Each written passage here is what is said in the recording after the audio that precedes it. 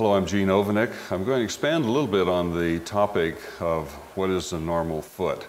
And boy, this can open up a can of worms because everybody's concerned about the appearance of their horse's foot. Some like feet that are more upright, some recognize the differences between 2 feet. What I'm going to talk about is what's optimal for the horse.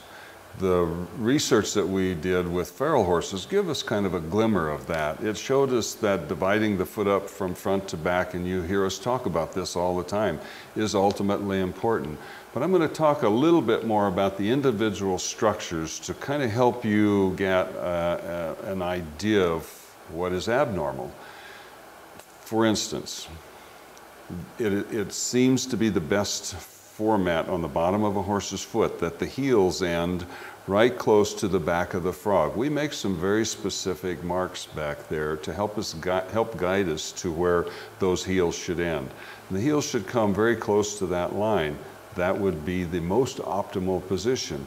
It isn't always normal that that happens. It depends on how the foot is prepared.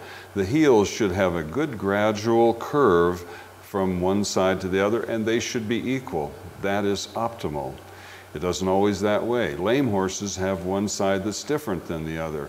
The bars should have a gradual bend to them that is similar to the outer wall. That is optimal, and they should be equal on both sides. The frog should be large. It should fill a good space in the back of the foot, and it should be a reasonable length, and that's a hard thing to understand. But when I look at a frog that has a long, skinny point to it, then I know that's abnormal.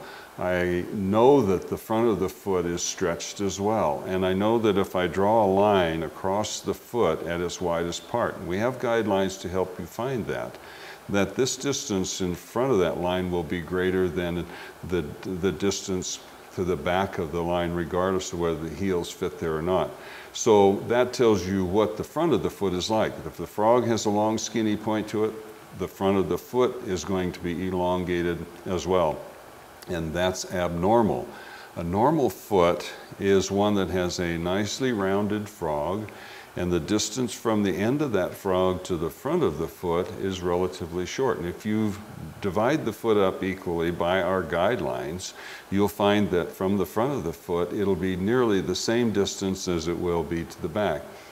That is optimal. It's a good way to see your horse's feet in a clearer, more simplistic form. Most people have looked at the foot from the outside, standing at the side and looking at it and say, does the pastern align?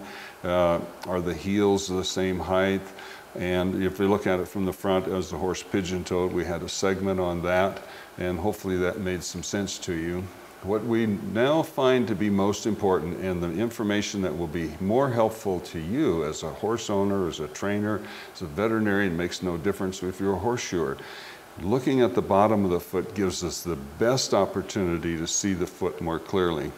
For instance, if you see heels that are bent one side more than the other, the bar has an abrupt curve to it. You should, after this session, be able to say, there's something wrong with that.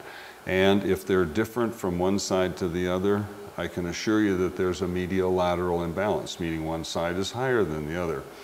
And if the frog has a long, skinny point to it, you can be assured that the front of the foot is stretched forward and that the leverage that's incurred from that is going to be in the way of the horse's freedom to move.